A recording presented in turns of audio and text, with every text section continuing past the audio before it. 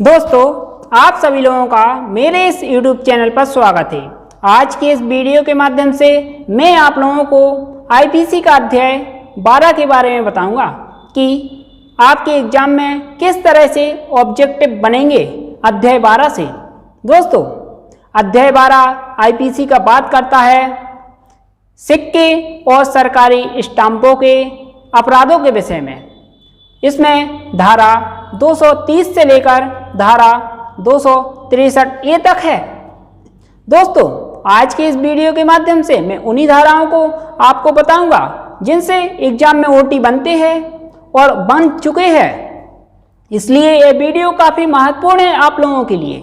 अगर आप MP civil जज की या फिर किसी अन्य जुडिशरी एग्जाम की तैयारी करते हो।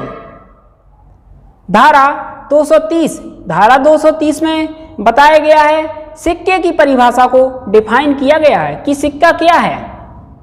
कोई सिक्का वह है जिसका उपयोग धन के रूप में लाया जाता है, सरकार द्वारा स्टाम्पित है और प्रचलित धातु है, वह सिक्का है। दोस्तों, धारा 230 में भारतीय सिक्के की परिभाषा भी बताई गई है।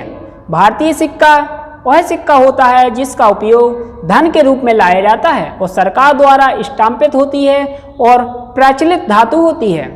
दोस्तों, इसमें आपको 5 कंडीशन दी गई हैं धारा 230 में, जिनसे अक्सर एग्जाम में OT बनता है, ऑब्जेक्ट पूछे जाते हैं। इसलिए यह 5 कंडीशन आपको रट लेना है।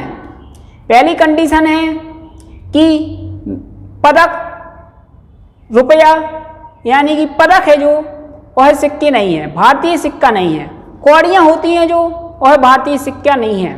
और अस्टाम्पित तांबे के टुकड़े सिक्के नहीं हैं, यानी कि भारतीय सिक्के नहीं है। 3 चीज़ें। इसके बाद चौथा आता है कंपनी भारतीय सिक्का है, यानी कि जब भारत पर ईस्ट इंडिया कंपनी का कब्जा था उस समय जो सिक्के चलते थे भारत में वह भारतीय सिक्के के अंतर्गत आते हैं। और एक दोस्तों 5वां है, काफ़ी महत्वपूर्ण है, फर्रुखाबाद का रुपया भारतीय सिक्का है, यानी कि भारत में कुछ समय पहले फर्रुखाबाद के नाम से रुपया चलता था और यह भी भारतीय सिक्के के अंतर्गत आता है। दोस्तों, धारा 230 से 3 प्रकार के ऑब्जेक्ट बनते हैं। आपसे पूछा जाएगा कि सिक्के शब्द को परिभाषित किया गया है, आप टिक लगाइएगा धारा 230 में। और भारतीय सिक्के को परिभाषित किया गया है धारा 230 में। और इसके बाद तीसरा ऑब्जेक्ट बनता है कि आपको दिया जाएगा कि फर्रुखाबाद का रुपया सिक्का है कि नहीं, आपको लगाना है सिक्का है। और भारतीय कंपनी का रुपया भी भारतीय सिक्का है। दोस्तों, यह 2 चीज़ें सिक्का है। कौड़ियाँ सिक्का नहीं है, मेडल सिक्का नहीं है और स्टाम्पित तांबे के टुकड़े भी सिक्के नहीं हैं। इसके बाद अगली धारा आती है धारा 231। धारा 231 में बताया गया है सिक्के के कूटकरण के बारे में। अगर कोई व्यक्ति किसी सिक्के का कूटकरण करेगा, यानी कि असली सिक्के के समान वह नकली सिक्का बनाता है, तो ऐसे व्यक्ति को धारा 231 के तहत दंडित किया जाएगा, जिसमें बताया गया है ऐसे व्यक्ति को 7 साल की सजा और जुर्माने से दंडित किया जाएगा।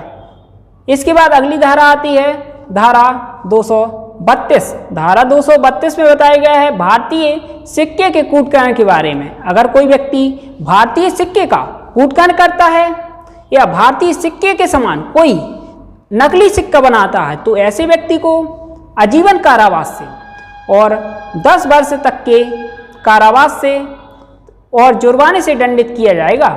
इसके बाद अगली धारा आती है धारा 233। सिक्के के कूटकरण के लिए उपकरण बनाना या बेचना। अगर कोई व्यक्ति सिक्के के कूटकरण यानी कि नकली सिक्के बनाने के लिए उपकरण बनाता है या उसको विक्रय करता है यानी कि बेचता है, तो ऐसे व्यक्ति को धारा 233 के तहत दंडित किया जाएगा, जिसमें बताया गया है ऐसे व्यक्ति को 3 साल की सजा और जुर्माने से दंडित किया जाएगा। इसके बाद अगली धारा 234। भारतीय सिक्के का कूटकरण करना या उपकरण बनाना या बेचना। अगर कोई व्यक्ति भारतीय सिक्के का कूटकरण करेगा, उसके लिए उपकरण बनाएगा या बेचेगा, तो ऐसे व्यक्ति को 7 साल की सजा और जुर्माने से दंडित किया जाएगा। इसके बाद अगली धारा आती है धारा 235। धारा 235 बात करती है सिक्के के कूटकरण के लिए उपकरण या सामग्री का कब्जे में रखना।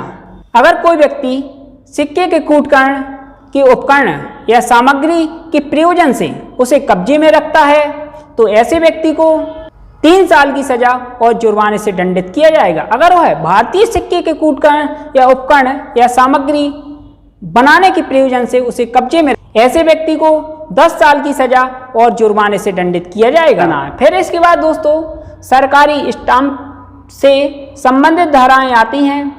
धारा 255 में बताया गया है सरकारी स्टाम्प के कूटकरण के बारे में करना। अगर कोई व्यक्ति सरकारी स्टाम्प का कूटकरण करता है, यानी कि सरकारी स्टाम्प जो असली स्टाम्प है उसी समान कोई नकली स्टाम्प बनाता है, तो ऐसे व्यक्ति को आईपीसी की धारा 255 के तहत दंडित किया जाएगा। ऐसे व्यक्ति को आजीवन कारावास जिसकी अवधि 10 साल तक और जुर्माने से दंडित किया जाएगा।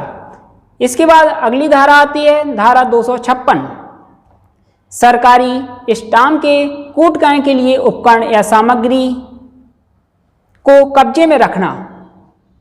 अगर कोई व्यक्ति सरकारी स्टाम्प के कूटकरण के लिए उपकरण या सामग्री को कब्जे में रखता है तो ऐसे व्यक्ति को 7 साल की सजा और जुर्माने से दंडित किया जाएगा। इसके बाद धारा 257 सरकारी स्टाम्प के कूटकरण के लिए उपकरण बनाना या बेचना। अगर कोई व्यक्ति सरकारी स्टाम्प के कूटकरण के लिए उपकरण बनाता है या बेचता है तो ऐसे व्यक्ति को धारा 257 के तहत दंडित किया जाता है, जिसमें बताया गया है कि अगर कोई व्यक्ति इस प्रकार का अपराध करता है तो उसे 7 साल की सजा और जुर्माने से दंडित किया जाएगा। दोस्तों इसके बाद काफ़ी महत्वपूर्ण धारा है धारा 258।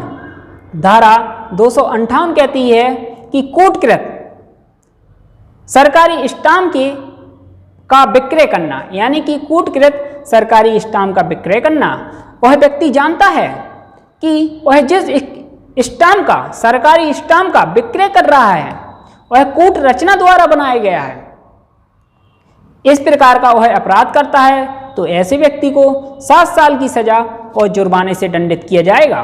दोस्तों जो मैंने आपको सिक्के से 6 धाराएं, दोस्तों जो मैंने आपको धारा 230, धारा 231, धारा 232, धारा 233, धारा 234 और धारा 235, इन 6 धाराओं को आपको सिक्के से संबंधित पढ़ना है।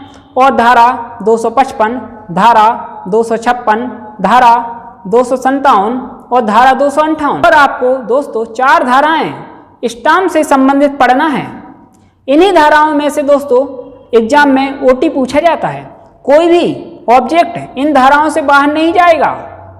दोस्तों अगर आप एमसीक्यू लगाना चाहते हो इस टॉपिक के तो आप हमारी प्लेलिस्ट में जाकर इसके एमसीक्यू भी देख सकते हो। दोस्तों इसके ऑब्जेक्टिव क्वेश्चन भी मैंने अपने यूट्यूब चैनल पर डाल दिए हैं, उसकी प्लेलिस्ट बना दी है। दोस्तों हर वीडियो की प्लेलिस्ट है। आपको अगर पिछले साल के पेपर भी चाहिए, प्रीवियस ईयर्स के, यानी कि आपको पिछले साल के एग्जाम के क्वेश्चन पेपर चाहिए सिविल जज का या फिर एलएलबी या बीएलएलबी के, और प्री के एग्जाम के पेपर चाहिए या मेंस के एग्जाम के पेपर चाहिए एमपी सिविल जज के, तो आप हमारे यूट्यूब चैनल की प्लेलिस्ट में जाकर देख सकते हैं। दोस्तों अगर आपको यह वीडियो पसंद आया है तो इस वीडियो को लाइक करें, शेयर करें और सब्सक्राइब करें। दोस्तों धन्यवाद। जय हिंद, जय भारत, वंदे मातरम।